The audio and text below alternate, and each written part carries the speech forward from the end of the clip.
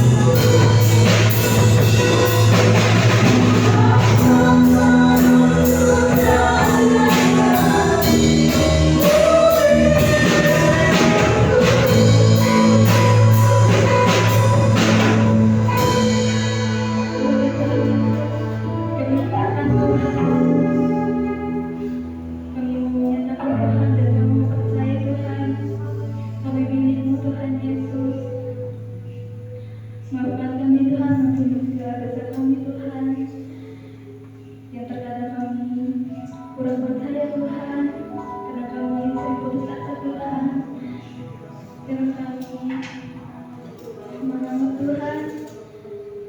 Semuanya sudah hadir Tuhan. Maafkan kami Tuhan Yesus. Pada sore hari Tuhan, kami yang berbagi Tuhan. Kami mau menyatakan Tuhan. Dan kami percaya Tuhan, kami milikmu Tuhan Yesus. Terima kasih Tuhan Yesus. Dan kasih Kristus yang kita kamu ada di ibadah persembahan dan serahkan.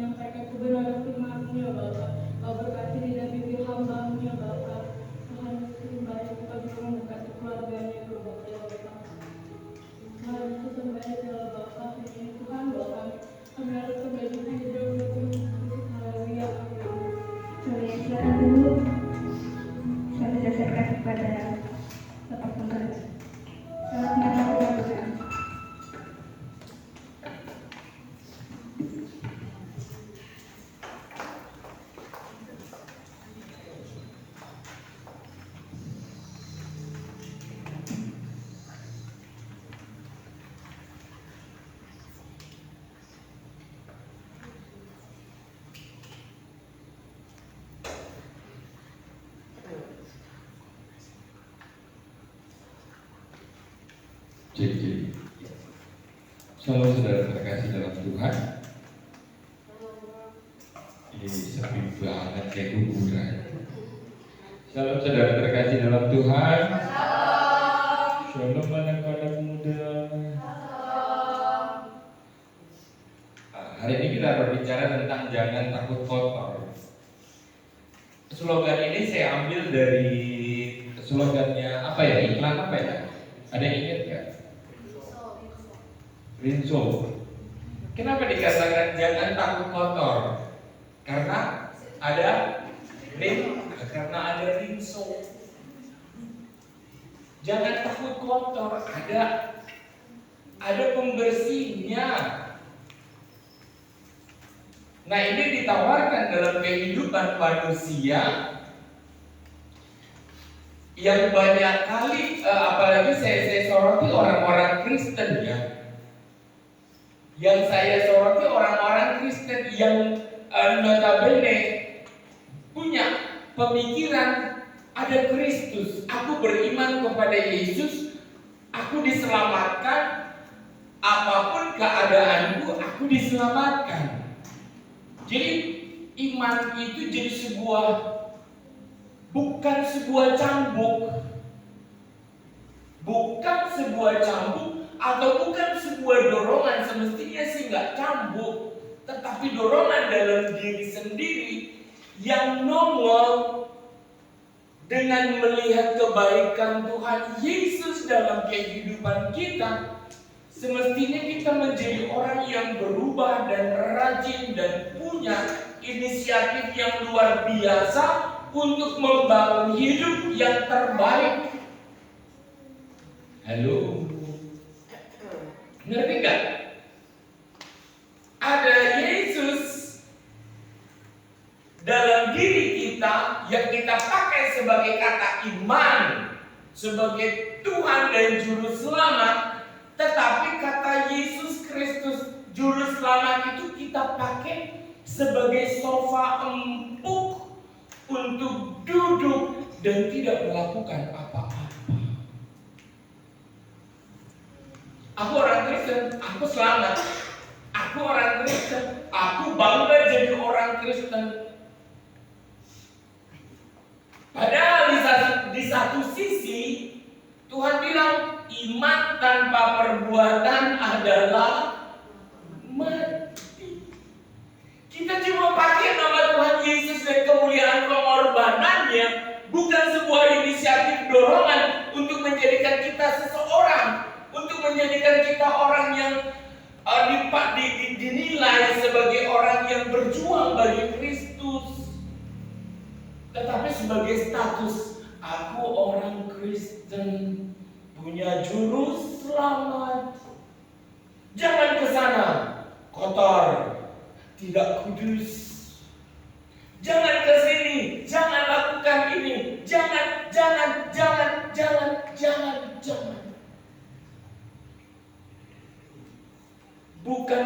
Bukan berusaha dalam fase di dalam dunia ini kita diberikan waktu dan ruang yang begitu besar untuk membalas kebaikan Tuhan,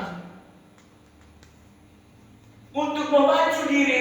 Dengan apakah ku balas segala kebaikanmu, segenap hatiku menyembahmu Yesus, hanya sekedar pujian. Tapi kalau orang yang keluar dari pergumulan hidup yang sangat berat menyanyikan pujian ini, pasti air mata nggak akan tertahan. Tetapi kita yang duduk di dalam sofa yang nyaman di dalam kata iman itu, pujian ini hanya sekedar pujian. Kenapa? Kebaikan Tuhan itu tidak dijadikan dorongan, bahkan menjadi cambuk bagi kita untuk keluar dari zona nyaman dan melakukan sesuatu. Itu persoalannya orang Kristen. Dari kecil kita dididik sama orang tua, kita diasuh kayak Sofi dan Sofia. Lihat, perhatikan baik-baik. Semua melayani dia, apapun yang dia perlukan ada. Sampai nanti dia sekolah minggu, sampai dia nanti pemuda, remaja, sampai dia ketemu pacar. Yang dibilang, yang diucapkan terima kasih orang tuanya apa pacarnya? Makasih sayangku, engkau selalu mendukungku. Itu yang terjadi. Padahal firman Tuhan katakan, hormatilah orang tuamu agar lanjut umurmu di bumi yang diberikan Tuhan kepadamu. Hanya sesaat engkau menemukan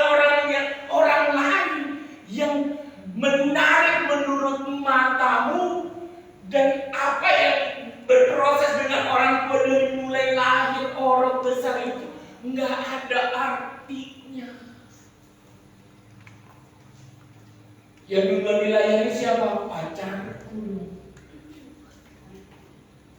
Sekolah, biaya makan, biaya ini dan biaya itu. Nggak pernah terganti. Pernahkah ada seseorang menunda untuk menikah atau berpacaran? Enggak, saya belum balas kebaikan orang tua saya. Enggak, saya belum boleh pacaran. Saya belum balas kebaikan orang tua saya. Karena apa? Kalau udah mulai pacaran, tapi belum kerja, yang terjadi apa? Mulai bohong. Mama perlu uang ini, mama perlu uang itu, mama.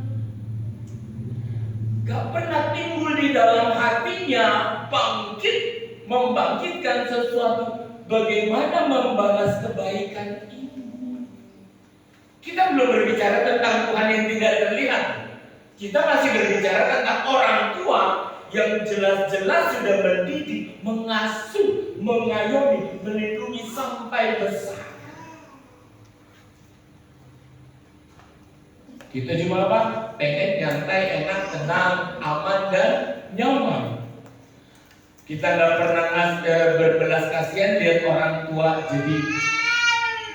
jadi pembantunya orang lain, jadi karyawan, jadi buruh, jadi apapun untuk menafkahi kita. Dan kita menganggap segala sesuatu itu baik-baik saja dan tidak ada yang salah.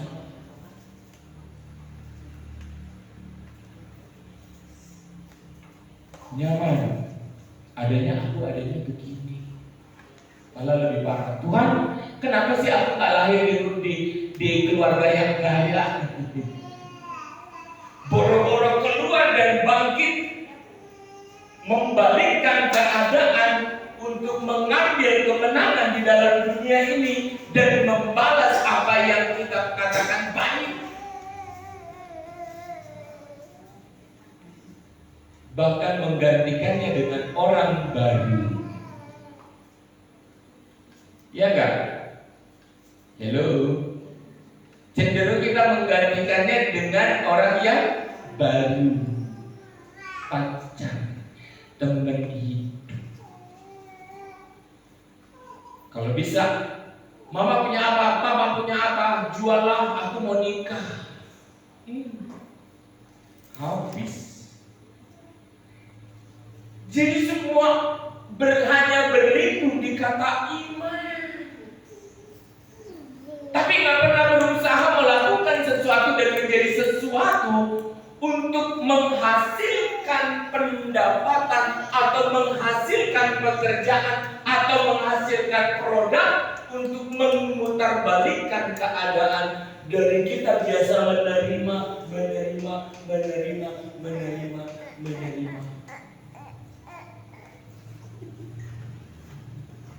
Kita hanya siap terus menerima sampai nikah. Udah nikah, sayangnya buat siapa? Ada balasan buat orang tua? Buat pasangan hidup. Itu parahnya. Dan ini sudah berlanjut generasi demi generasi. Kita buka di itu tadi cuma clue pembuka pemikiran ya. Lukas 15 ayatnya itu 11.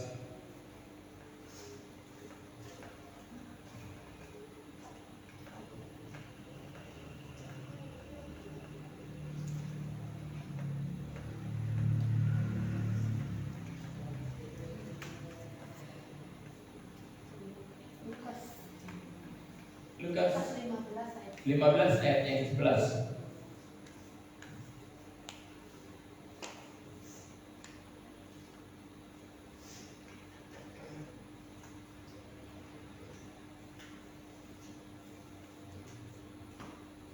Ya, ada yang bisa bacakan? Atau saya bacakan ya? Yesus berkata lagi, ada seorang yang mempunyai dua anak laki-laki, perhatikan baik-baik. 12 lanjut terus. Yes, yang kata yang bungsu kepada ayahnya, "Bapak, berikanlah kepadaku bagian harta milik kita yang menjadi hakku." Lalu ayahnya membagi-bagikan harta kekayaan itu di antara mereka. Salah satu dari anak ini meminta, ya, lanjut terus. Beberapa hari kemudian anak bungsu itu menjual seluruh bagiannya itu lalu pergi ke negeri yang jauh. Di sana ia memboroskan harta miliknya itu dengan hidup berfoya-foya. Setelah dihabiskannya semuanya, timbullah bencana kelaparan di dalam negeri itu dan ia pun mulai melarat. Lalu ia pergi bekerja kepada seorang majikan di negeri itu. Orang itu menyuruhnya ke ladang untuk menjaga babinya.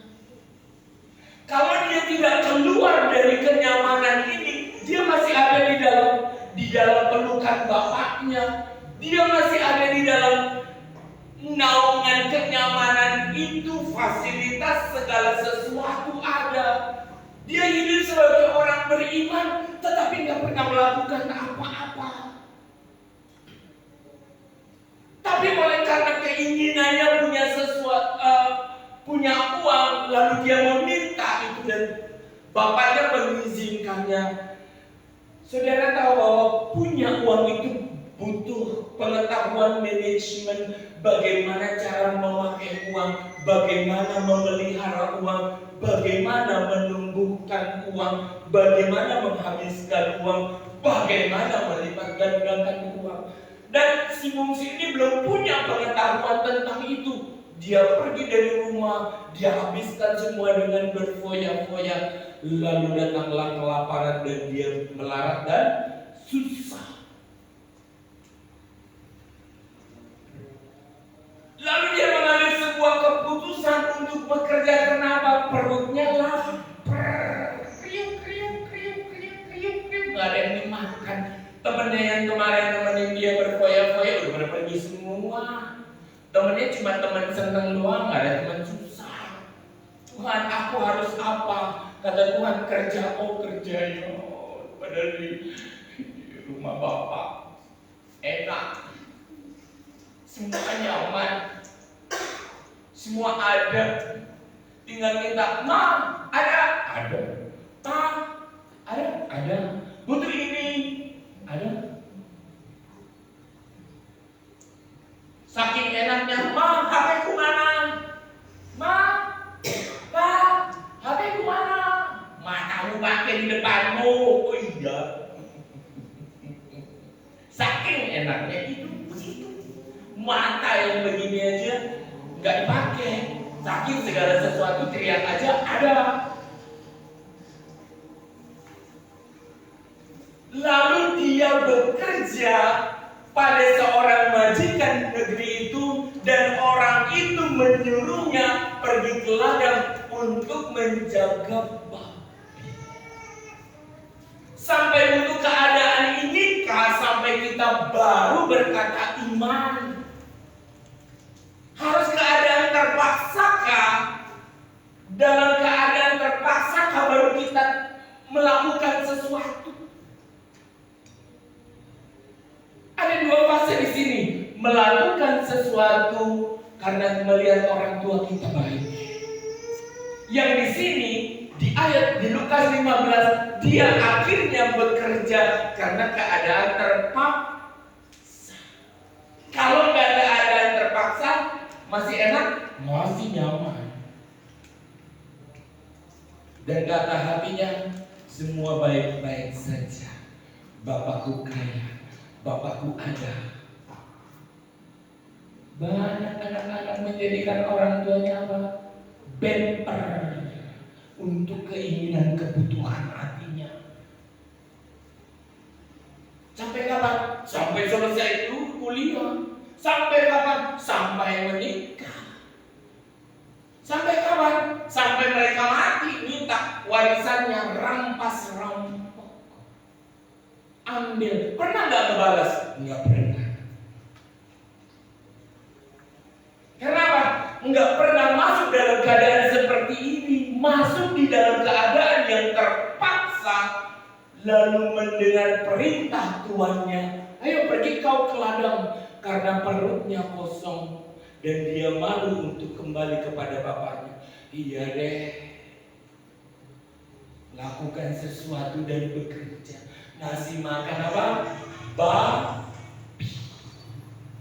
Saking laparnya, makanan babi dimakan.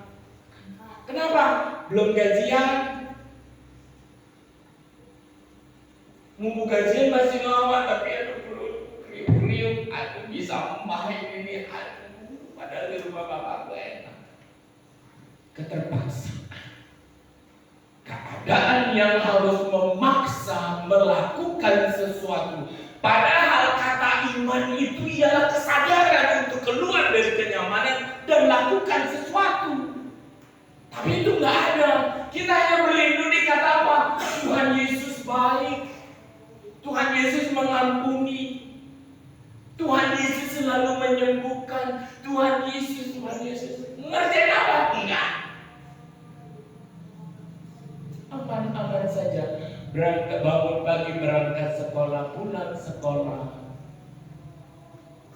Berangkat pagi, bangun pagi, pulang sekolah. Makan berapa waktu? Mak makan. Mak makannya nggak enak. Mak.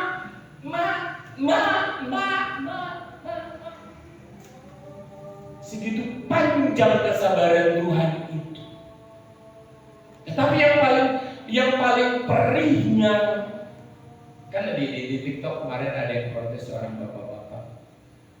Aku membesarkan anak sampai kuliah. Anak perempuan, bukan seorang bapak-bapak. Kata seorang bapak-bapak terhadap putrinya, dia mendidik, dia membiayai seluruh biaya perkuliahan dari bayi, makannya, berapanya, papernya, pokoknya bedanya, skincare-nya harus ada. Dan di masa wisuda dia selesai kuliah, yang diterima kasih bukan orang tuanya. Siapa? Terima kasih sayangku yang selalu mensupport aku. Bapaknya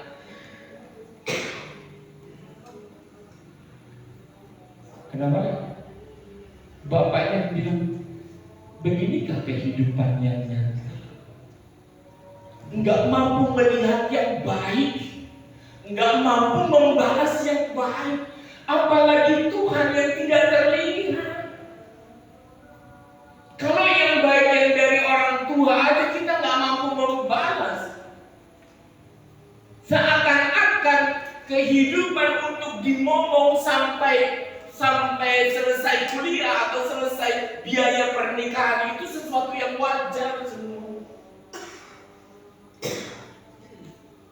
Wajar, minta terus. Makanya selalu saya katakan apa? Hanya memberi, tak harap kembali. Bukannya tak harap kembali. Kita sebagai orang yang beriman tidak memiliki kesadaran, tetapi membuat iman itu sebagai sofa yang nyaman untuk duduk dan menunggu akhir hidup. Sorga menantikan saya karena saya orang Kristen. Padahal kalau ngaku orang Kristen apa? Pikul laku,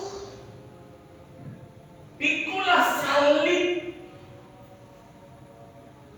pikul, balikkan keadaan dunia ini. Engkau ditaruh di dalam dunia ini seperti domba di tengah-tengah serigala, bukan domba di antara domba dewasa yang mampu tenang, nyaman dan saling melindungi.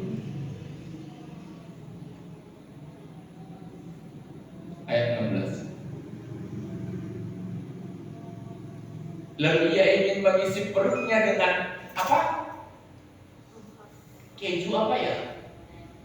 Dengan keju atau roti gandum atau apa? Dengan ampas yang menjadi makanan babi itu. Bukan Tuhan jahat kalau kita ada dalam keadaan miskin sekarang. Bukan Tuhan jahat kalau Tuhan mengizinkan kondisimu yang menurut pandanganmu, Tuhan kenapa orang kaya aku miskin? Keadaan seperti itu semestinya bukan Tuhannya jahat, tetapi putar balikkan keadaan itu. Engkau boleh lahir miskin, tetapi tua kaya. Bukannya lahir dalam keadaan kekurangan sampai mati.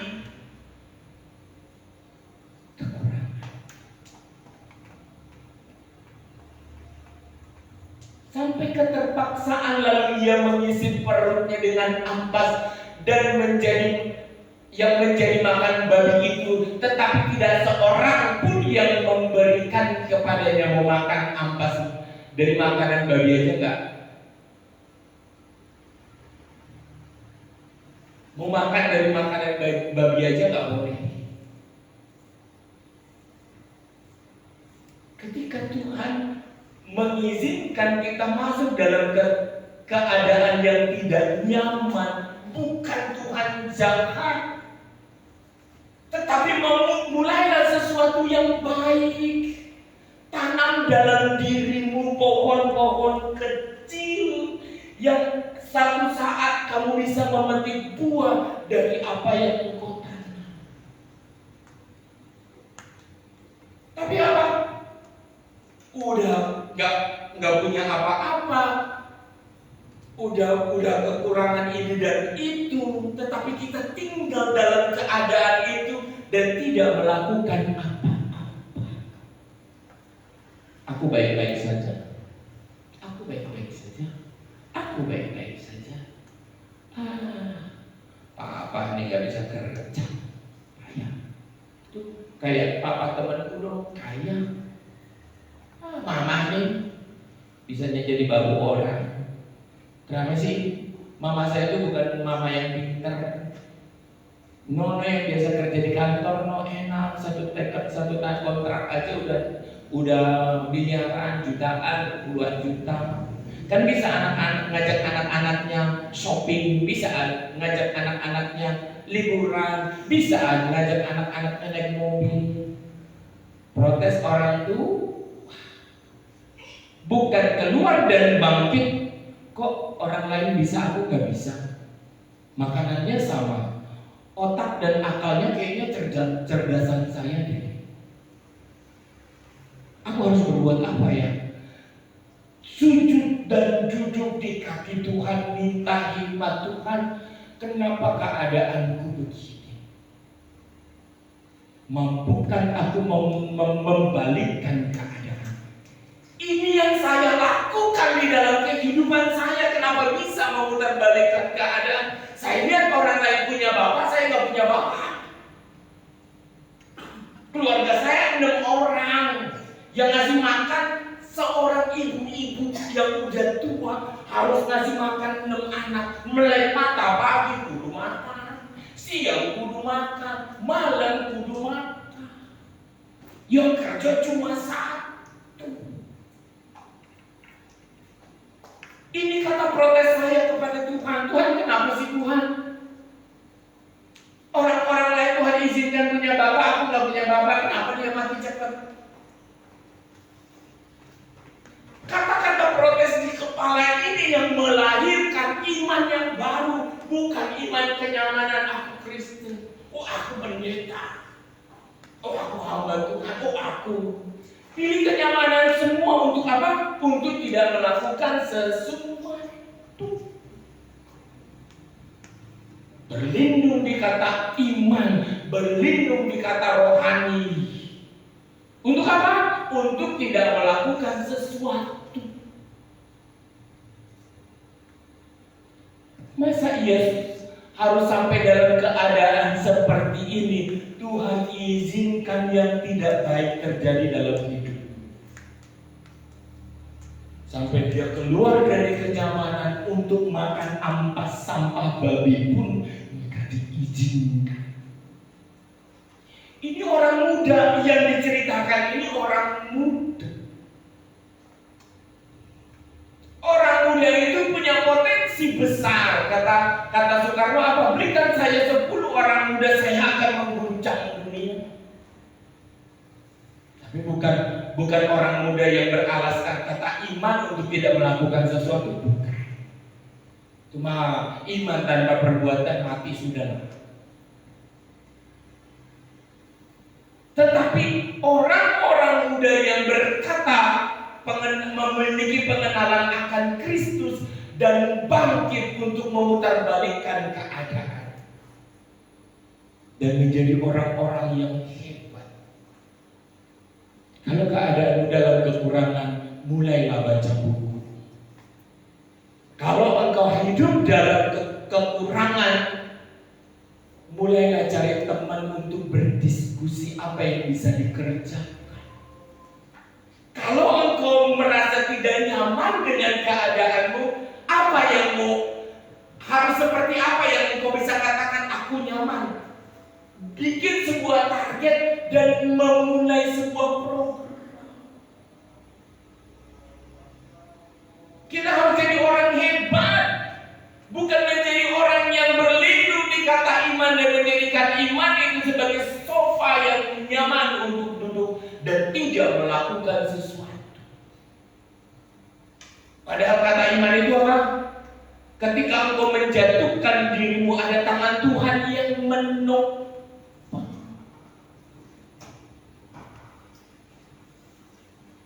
Meskipun dosamu semerah krimisi, kemurahan kebaikan Tuhan akan menghapus semuanya itu menjadi putih seperti bulu domba.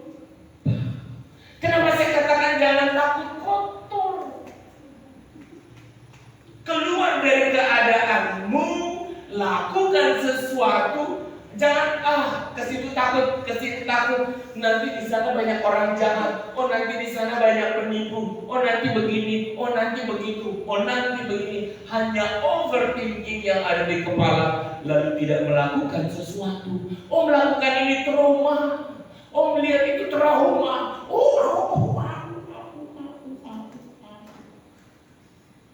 tahu-tahu udah.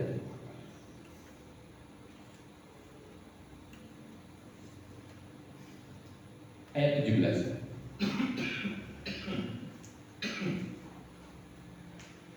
Lalu ia menyadari keadaannya, katanya, betapa banyaknya orang upahan Bapakku yang berlimpah-limpah makanannya, tetapi aku di sini mati kelaparan.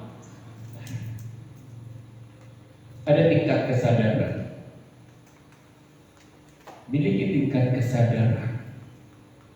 Perbandingkan kehidupanmu dengan kehidupan yang lebih baik.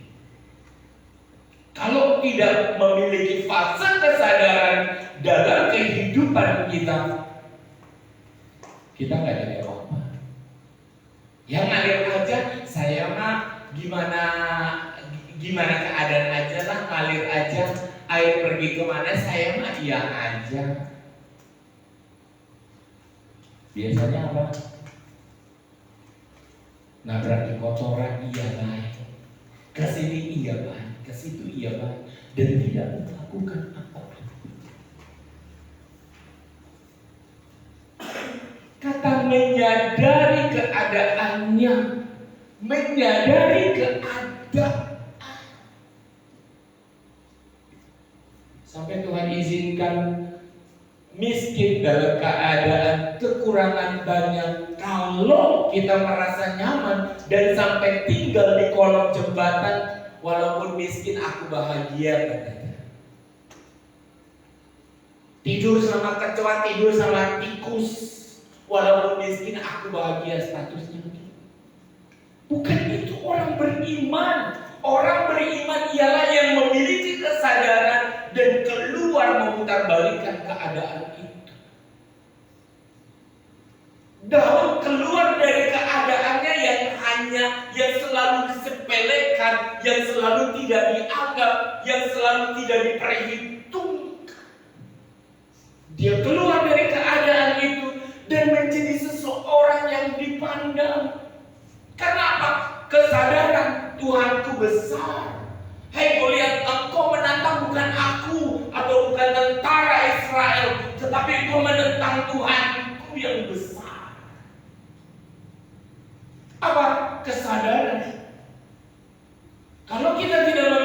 kesadaran kita nih kayak zombie aja. Cekek, gigit, jadi zombie lagi.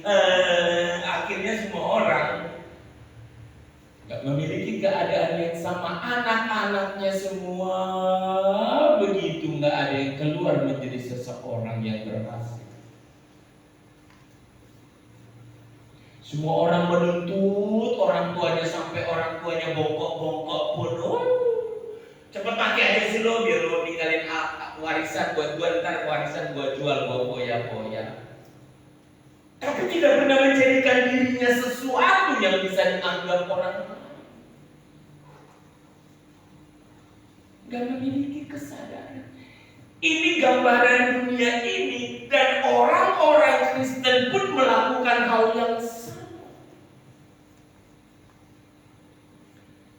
Kalau orang-orang di kota lihat orang-orang sekolah Katolik, orang-orang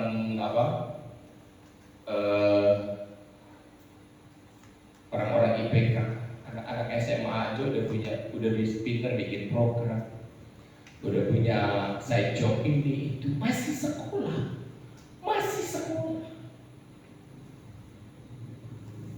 Sampai keluar analisa dari GrabFood, GoFood. Ini yang punya ini anak SMA loh. Ini yang punya ini anak SMP loh. Yang dia pakai teknologi bukan hehehe di TikTok, bukan joget-joget gak jelas, tetapi apa? Dia pakai internetnya bagaimana menarik keuangan sebesar-besarnya dengan biaya sekecil-kecilnya, tanpa tampil muka. Oke. Kenapa? Setelah dia mendapatkan semuanya itu, dia fasilitasi orang tuanya untuk mendapatkan kenyamanan. Mama mau beli apa? Mau beli mobilnya apa? Aku mau Alphard, sok pilih. Anaknya masih muda, SMA, belum lulus, sok mama milih. Papa mau apa? Mau jalan-jalan kemana? Oh ya, saya beliin tiket. Tenang mak, udah. Waktunya bukan mama untuk susah, waktunya saya yang mikir.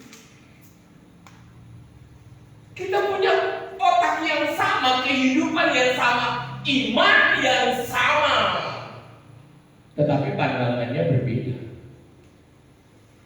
Banyak orang beriman, tetapi kayak zombie, ngikutin orang dunia ini. Orang dunia ini juga begitu. Duduk aja, nanti dia kalau sekolah jual tanah sana, jual tanah itu, jual rumah itu, jual petaknya kepake nggak kagak. Sampai akhirnya apa? Habis dan tergusur. Oh, keadaan itu memang begini keadaannya. Sudah takdir katanya. Betul, padahal bukan takdir. Nggak pakai nggak pakai hikmat, nggak pakai rasa yang dari Tuhan, nggak memiliki kesadaran untuk membalikkan keadaan. Mamaku capek, kapan ya aku bisa ambil lelahnya mamaku, papaku, dan biar aku sekarang ini capek. Bukan mengambil cambuk dan mencambuk mereka. Mama makanya pinter, mama makanya pinter loh kayak orang-orang. Nyuruh orang tua pinter, nyuruh dirinya nggak pinter. Nyuruh orang tua pinter, membandingkan dengan orang tua lain pinter, tetapi membandingkan dirinya dengan orang sukses lain nggak mampu. Kenapa? Nggak memiliki kesadaran. Hanya memakai kata iman itu sebagai satu bantalan kenyamanan. Aku orang Kristen, keselamatan ada padaku, pujian kosong. Orang bergereja itu adalah orang yang berkemenangan. Orang-orang kumpulan ibadah itu ialah orang yang berjuang di luar sana dan lepas dari keadaan maut dan mencapai kemenangan. Lalu dia masuk dalam ibadah dengan penuh pujian dan persembahan kemuliaan ini Tuhan. Kuberikan persembahan yang terbaik. Dengan apa? Dengan keringat dan perbuatan tangannya.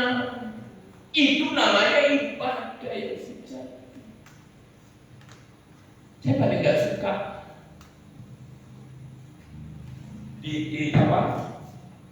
di kota itu kan rumah yatim piatu, menampung anak-anak yatim. Pengurusnya ngapain? Bawa berkas ke sana sini, bawa berkas, minta sumbangan untuk apa? Memelihara anak yatim. Minta sumbangan. Bukankah lebih baik kalau engkau punya keinginan itu, lu yang kerja, dari hasil pemikiranmu berikan, sumbangkan kepada anak-anaknya. Bukan menjadi orang yang menyodorkan sumbangan terima. Udah diterima diapain? Yang diberkati siapa? Orang yang memberikan sumbangan, bukan yang menerima ini mengumpulkan sumbangan. Itu namanya tipu-tipu Tuhan. Penipu. Melakukan seperti yang baik, padahal dia apa? Pencuri. Siapa pencuri di 12 murid Tuhan Yesus? Yudas. Dia pengumpul uang, tetapi dia yang makan. Baca, banyak yang dikorupsi Yudas. Kenapa tindakannya berani menjual Tuhan Yesus? Karena sudah biasa dan tidak menjadi dosa bagi dirinya. Sementara yang lain enggak kok. Penjara ikan mereka bekerja dan menyumbang pekerjaan pelayanan. Mereka melakukan kegiatannya dan tidak memakai titel rasul itu menjadi satu jabatan. Untuk apa? Menerima keuangan. Sampai Paulus pun dia katakan, aku tidak layak menerima apa-apa, tetapi aku layak harus melakukan apa-apa.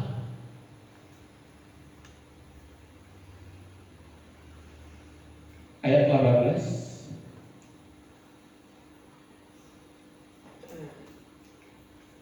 Aku akan bangkit dan pergi kepada Bapakku dan berkata kepadanya, Bapa, aku telah berdosa terhadap surga dan terhadap Bapa. Lihat baik-baik ayat 19.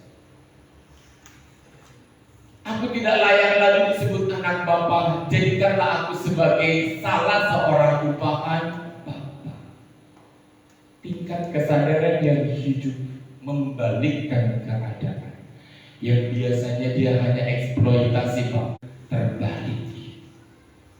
Dia menyadari dirinya, aku nggak layak. Kalau kita tidak memiliki nilai kesadaran ini, kita menjadi apa? Lalu merangkul dan mencium dia. Ayat 21. Kata anak itu kepada Bapa, aku telah berdosa terhadap surga dan terhadap Bapa. Aku tidak layak lagi disebut anak Bapa. Ayat 22. Tetapi ayah itu berkata kepada hamba-hambanya, lekas bawa kemari jubah yang terbaik. Kapan dia? Gimana caranya punya uang? Gimana caranya punya penghasilan? Kasihan mamaku, kasihan papa. Dengan memuliakan orang tua, Tuhan yang terlihat ini, Tuhan yang tidak terlihat akan nangis. Bayangkan orang tua yang terlihat dieksploitasi terus sampai mereka bungkuk dan capek. Dengan kata apa? Lumrah, kamu yang lahirin, kamu yang harus terus sampai terus. Padahal anaknya yang gak sadar Kalau kita sadar dan berkata kepada Tuhan dan meminta kepada Tuhan dan memulai perkataan baru dan sujud dan berdoa, Bapa ajari aku.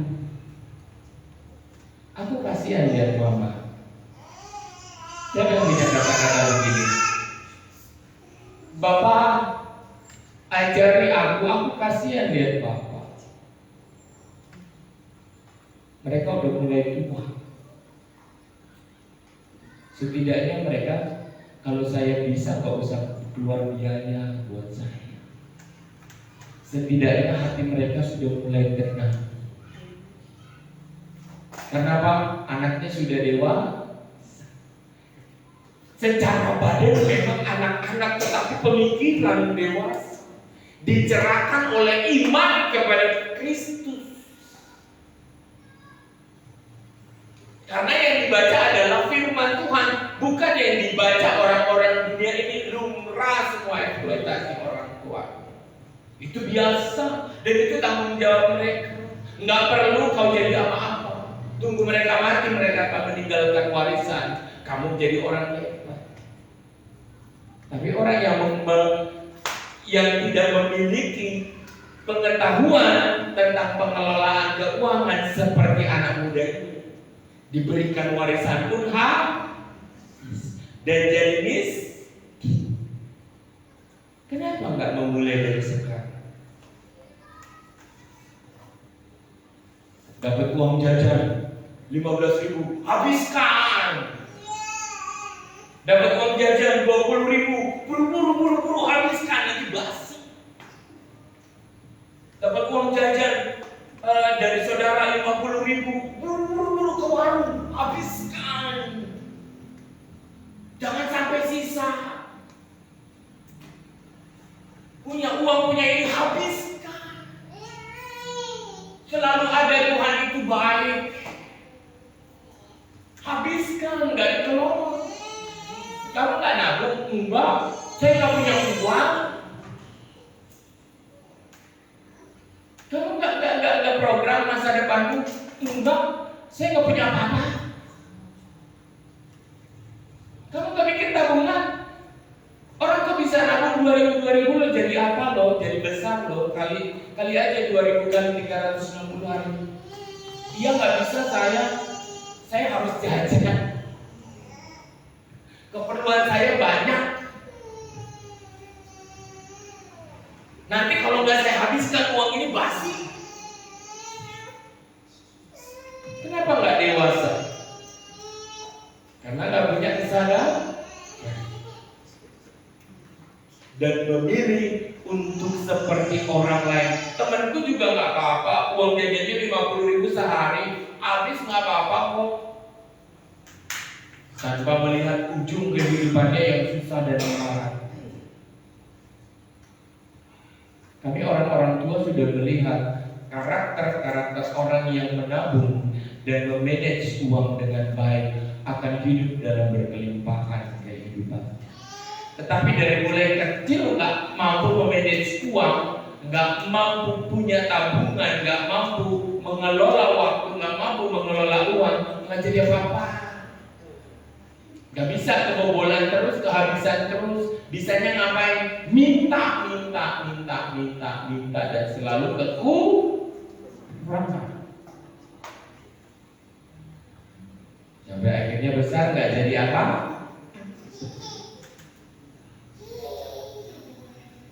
Lihat nih. Dari pihak Tuhan, tetapi ayahnya berkata kepada hamba-hambanya, lekaslah bawa kemari jubah yang terbaik, pakaikanlah itu kepadanya dan kenakanlah apa? Cincin pada jarinya. Karena apa? Tuhan menghargai keluarnya dia dari kenyamanan dan menjadi pribadinya yang utuh. Kalau dulu dia tidak keluar dari kenyamanan, dia hanya menjadi anak yang tidak pakai akal dan pikirannya secara pribadi. Gimana mama aja deh, gimana papa aja deh. Disuruh milih, gimana aja deh. Gak punya nilai kesadaran. Ini yang baik, ini yang tidak baik, itu gak ada pengetahuan itu. Masih ada ya 2-3. Dan ambillah anak lembu tambun ini, tambun itu, sembelilah dia dan berikanlah Mari, kenapa nggak mau memulai sesuatu? Ntar om tunggu tua, ntar om tunggu susah,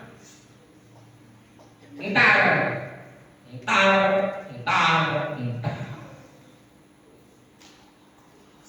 Nggak ada kan pemikiran kapan kau mampu menghapus air mata mamamu?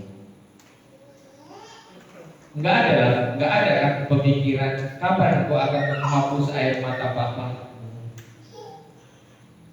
Atau biar mereka menangis tetapi menangis bahagia karena anaknya sudah dewasa dan memiliki pribadi yang mengenal Kristus.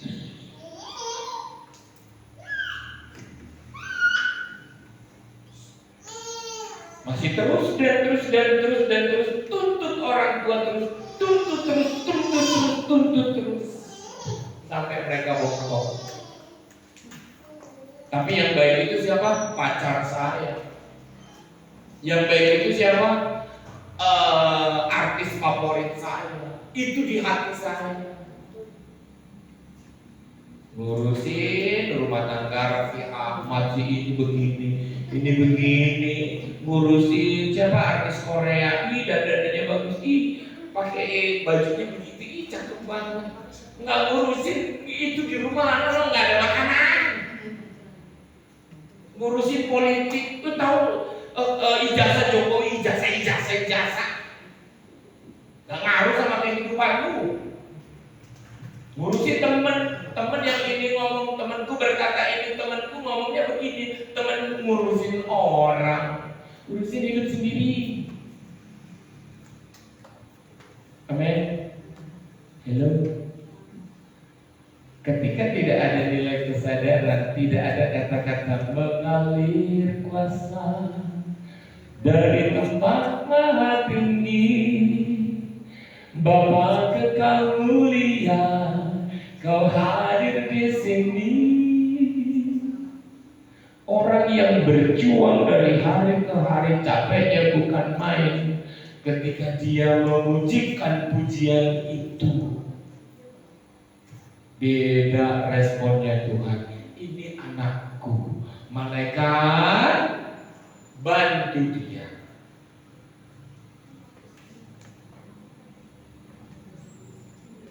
Amin. Mau melakukan pujian yang berisi bermakna dalam hidup ini. Naik, yuk kita akan pujian. Ada satu ayat lagi. Yuk, pemain musik.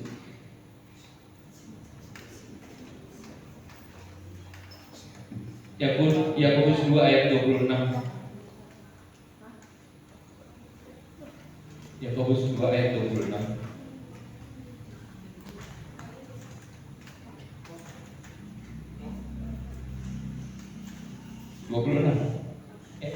Sorry, saya bilang apa?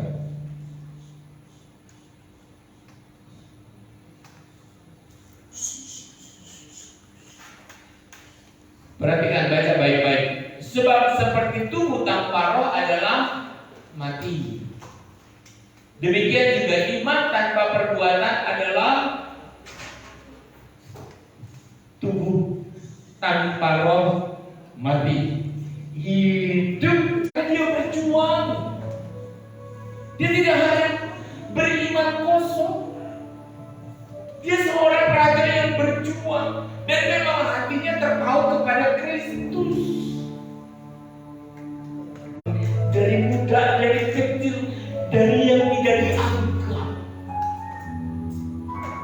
melawan perkara besar dan dia tampil menjadi pemenang.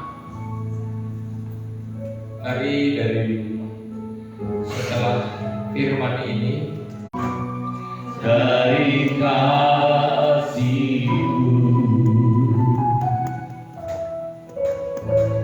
lewat lembah gelap, Yesus Roh bekerja selalu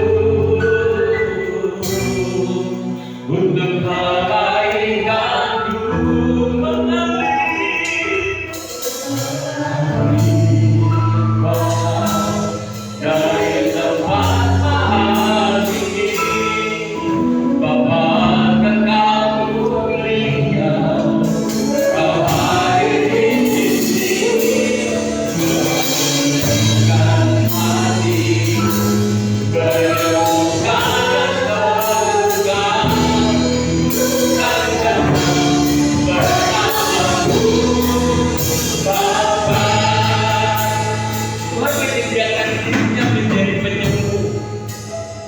kalau kita masih tetap tinggal dalam kenyamanan, Tuhan datang, mana yang luka? Enggak ada yang perlu disembuhkan. Mana yang perlu dibeban? Oh, enggak ada yang perlu dibeban. Mana yang perlu diperbaiki? Oh, enggak ada yang perlu diperbaiki. Enggak ada pergerakan. Dia menyediakan dirinya menjadi Al-Hayya, penyembuh, sumber kehidupan. Ketika engkau jatuh, dia ada. Ketika engkau berjalan dalam kegelapan seorang diri, dia ada bersamamu. Di situ Tuhan terlihat. Tapi kalau kita selalu tinggal dalam kenyamanan, kau nggak akan pernah melihat Tuhan. Orang-orang yang berani masuk dalam lembah kekelaman, keluar dari ketidaknyamanan, di situ dia akan melihat Tuhan, pertolongannya, bantuan dari Tuhan, pembelaan dari Tuhan, dukungan dari Tuhan, di situ terlihat semua.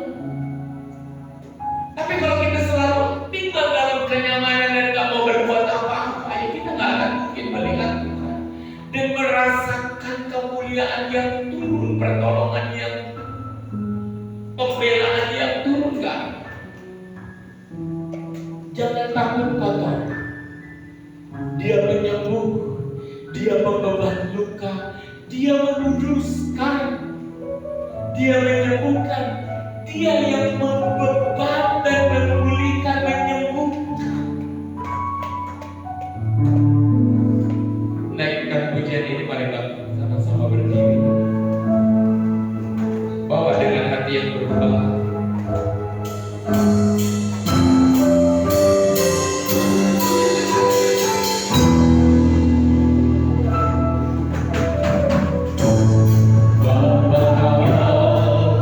Mendengar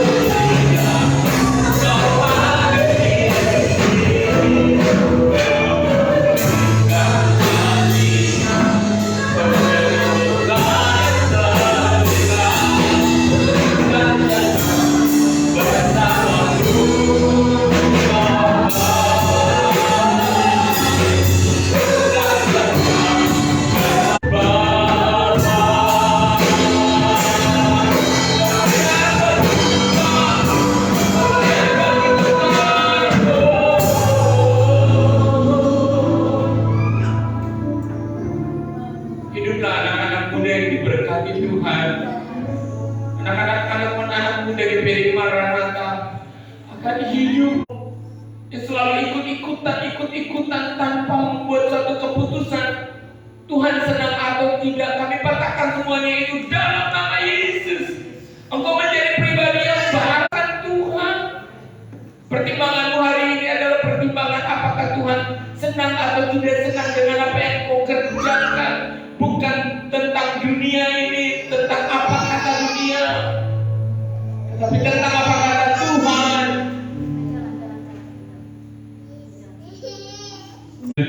Dan menjadi tentara besar bagi kemuliaan Tuhan. Terima kasih Tuhan, terima kasih. Angkat tanganmu, terima doa berkat. Tuhan memberkati engkau dan melindungi engkau. Tuhan menyinari engkau dengan wajahnya dan memberi engkau kasih karunia. Tuhan menghadapkan wajahnya kepadamu dan memberi engkau damai sejahtera. Jemaat yang dikasihi Tuhan, pulanglah engkau dalam persekutuan, dalam kasih Allah Bapa, Anak yang tunggal, Tuhan Yesus Kristus dan Roh Kudus menyertai kita sampai Maranatha. Tuhan memberkati sama-sama.